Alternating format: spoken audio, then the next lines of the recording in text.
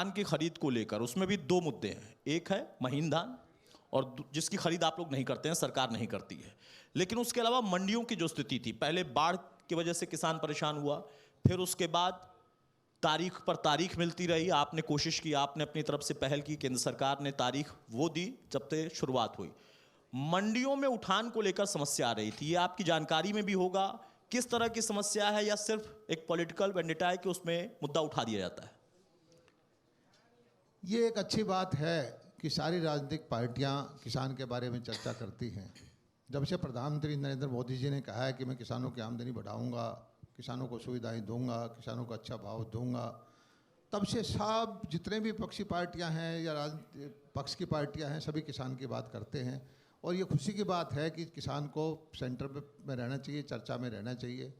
और जहाँ हरियाणा सरकार का मकसद है कि देश में सबसे ज़्यादा सुविधाएं देने वाली हमारी सरकार है, सबसे ज़्यादा फसलें हम खरीदते हैं, मंडियां हमारी अच्छी हैं, भाव भी हम अच्छा देते हैं, भावांतर की योजनाएं हैं, नहरों का बजट हमने बढ़ाया है, बिजली के रेट हम ट्यूबवेल के कम एक तरह से बहुत नॉमिनल रेट देते हैं, माइक्रो इरिगेशन की योजनाएं हमारी हैं और मंडियां हमारी अच्छी हैं। और सबसे अच्छा काम हमने किया है जो दशकों से नहीं सदियों से होता था कि किसान की फसल खरीदार सरकार, पैसा तीसरा आदमी ले जाता था। हमने किसान के खाते में सीधा पैसा देना शुरू किया है।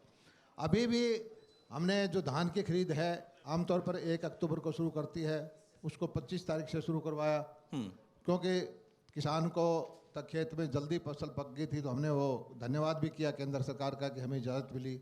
और पिछले साल 59 लाख मीट्रिक टन धान पूरे सीजन में खरीदा गया था। इस बार कल तक हम 40 लाख मीट्रिक टन धान खरीद चुके हैं और उसकी 80-85% लिफ्टिंग भी हो चुकी है। और 48 घंटे के अंदर मैं समझता हूँ कि पैसा किसान के खाते में जाता है। 8,000 करोड़ रुपया किसान के बैंक अकाउंट में जा चुका है। इससे तेज़ गति से पेमेंट पहले कभी नहीं हुई। और हमारे मुख्यमंत्री जी का मैं धन्यवाद करता हूं, मनोहर लाल जी का, जो उन्होंने कहा कि 72 घंटे से ज़्यादा पेमेंट लेट होगी तो उसको ब्याज भी दिया जाएगा। और उसके बावजूद जो है, कुछ लोगों को शौक है मंडियों में आकर के फ़ोटो उतरवाने का, वो करवाएं। और मैं मंडियों में खुद भी गया हूँ और मैंने देखा है कि धान की जो यील्ड भी अच्छी आई है, किसान के चेहरे पर खुशी भी है। और जो PR धान को छोड़ करके जो दूसरा धान है 1509 और 1121 वगैरह, उनके भाव भी अच्छे भाव हैं और उसकी वजह से किसान को अच्छा फ़ायदा हो रहा है। मैं समझता हूं कि हरियाणा की मंडियां जो हैं देश में सर्वश्रेष्ठ हैं। हमारी खरीद की प्रक्रिया है देश में सर्वश्रेष्ठ है और उसी का परिणाम है कि किसान हमारे सक्षम होते जा रहे हैं, किसानों को फ़ायदा मिलता जा रहा है। चूंकि जब आपने जिक्र किया महीन धान का, मैंने पहले ही जिक्र किया था, पंजाब, हरियाणा, उत्तर प्रदेश का, पश्चिम उत्तर प्रदेश का कुछ हिस्सा, जहां पर महीन धान खासतौर से और बासमती खासतौर से उगाया जाता है, और चूंकि सरकार इसकी खरीद नहीं करती है, और जो इस वक्त सबसे बड़ा मुद्दा हरियाणा में भी बना हुआ है, किसान आखिर कहां पर जाए? क्या आपकी तरफ से कोई पहल हो रही है कुछ समाधान निकालने? क्योंकि जो ट्रांसपोर्टर हैं वो तो बात कर रहे हैं, जो एक्सपोर्टर्स हैं वो बात कर रहे हैं सरकार से, लेकिन किसान से बात करने वाला कोई नहीं है। और आपके पास एक वैलिड पॉइंट हो जाता है कि आप कहेंगे कि भाई सरकार का इसमें कोई रोल नहीं है, लेकिन एक आम व्यक्ति, एक आम किसान जब परेशान होता है तो वो सरकार से ही उम्मीद करता है अल्टीमेटली कि फाइनल जो भी डिसीजन होगा वहीं से कुछ आएगा।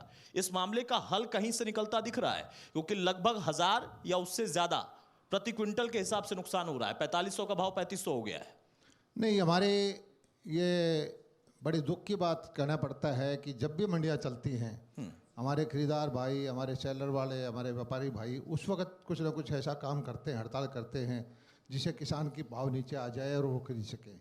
और किसान के बारे में पक्षी पार्टियां कहती हैं कि इनके नाते रिश्ते बना के रखने चाहिए।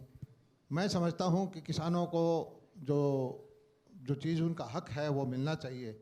और भाव इस बार अच्छा खासा मिल रहा था, लेकिन इनको ये सोचना चाहिए, राइस सेलर को या व्यापारियों को, कि आप जिसके दम पर आपको रोजी रोटी मिल रही है, जो अन्नदाता मेहनत करके अपनी फसल मंडी में लाता है, उस दिन आप हड़ताल करते हैं। ठीक है, आपका संगठन मजबूत है, आप 200, 400, 2000, 5000 आदमी होंगे, लेकिन जिस दिन ये किसान समझ जाएगा, तो ये अगर इनमें एकता आ जाए और ये अपने कुछ 2 दिन 4 दिन अपनी चीज़ों को रोकना शुरू कर देंगे और ये अपने भाव को अपनी चीज़ को कमांड करना शुरू कर देंगे, तब क्या होगा? हम जब भी मंडियां आती है, मैं तो देख रहा हूं कि कोरोना का संकट आया तब ये कहा कि नहीं, हम मंडियां नहीं चलाएंगे। हमने पहले से 4 गुना ज़्यादा मंडियां चलाई, खेल के ग्राउंड में, स्कूल के अंदर कोई फसल खरीदी। और किसी न किसी वक्त में हर बार मंडी जब चलती है तो कोई न कोई मुद्दा उठा करके नहीं, तो इसको मैं समझना चाहूंगा दलाल साहब, क्या ये आप कह रहे हैं कि हाँ जानबूझकर मुद्दा उठाया गया? शोषण नहीं होना चाहिए और किसान के हित में ही इनको फैसले लेने चाहिए। किसान की वजह से ही इनका रोजगार चल रहा है, और जो इनके जो खरीद बंद करना या हड़ताल करना, उससे किसान को नुकसान होता है।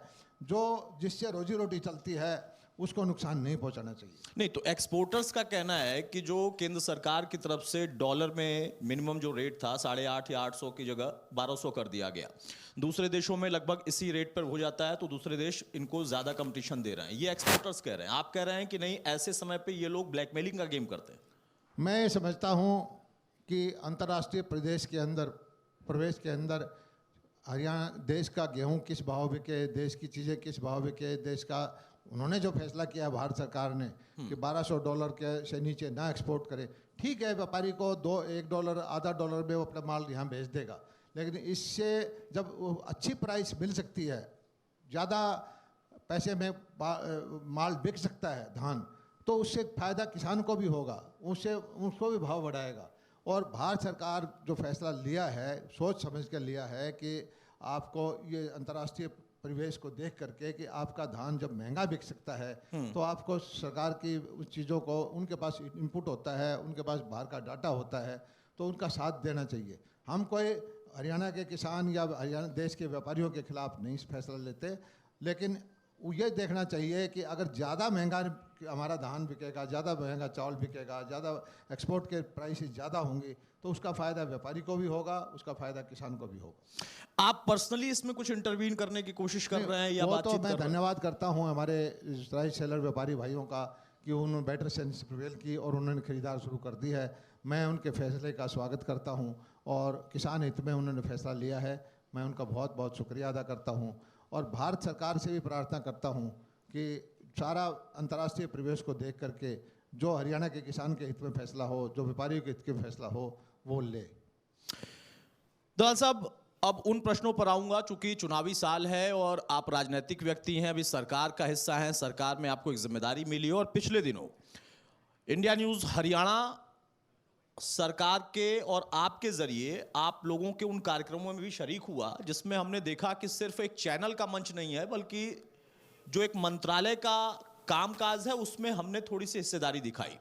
और बहुत अच्छा लगा देख के, जब आपने बागवानी में काम करने वाले, हॉर्टिकल्चर से रिलेटेड और अलग अलग सेक्टर में काम करने वाले उन किसानों को आप लोगों ने सम्मानित किया, सब्सिडी दी, एक मंच से आप लोगों ने उन लोगों के लिए बड़ी राशि मुहैया कराई।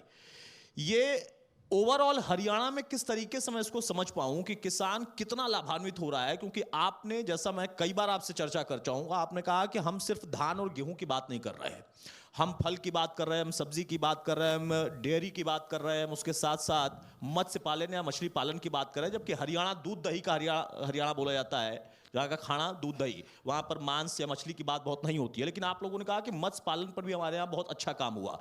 ओवरऑल हरियाणा को इसको कैसे देखेंगे? देखिए, मैं सब किसान भाइयों से प्रार्थना करता हूं कि हमारा एक सौभाग्य है कि दिल्ली एनसीआर में 4-5 करोड़ की आबादी है और उनकी परचेजिंग पावर अच्छी है, और जो ज़रूरतें उनकी है उनको हम देंगे तो हमारा फ़ायदा ज़्यादा होगा। ठीक है, हम धान और गेहूं तो करते ही करते हैं। आज बाजरा का उत्पादन जो है, गेहूं से ज़्यादा भाव बाजरे का है और बाजरे की यील्ड भी अच्छी है, अच्छे अच्छे बीज आ गए हैं। मिलेट्स का ही रहे, बाजरा वाले का, हम उनको बाजरा दें। इसी तरह से सब्जियां दें, इसी तरह से फल दें, इसी तरह से फूलों की खेती करें, इसी तरह से मशरूम की ज़रूरत है, कई शहद की ज़रूरत है। और ये डाइवर्सिफाई करेंगे तो ही किसानों को फ़ायदा होगा। और मैं तो आपको बताता हूँ कि हरियाणा के किसान इस चीज़ को कर भी रहे हैं। हमारा लक्ष्य ये है, नीतियाँ बना करके, इंसेंटिव दे करके हरियाणा के टोटल कृषि भूमि का 15% हम जो है बागवानी पर, सब्जियों की खेती पर ले जाएं और उससे किसानों की आमदनी बढ़े। ये अच्छी बात है कि मैंने देखा है कि कुछ फूलों की खेती करने वाले कुछ किसानों ने एक एक नेट हाउस पॉली हाउस में 15-15, 20-20 लाख रुपए कमाए हैं। जो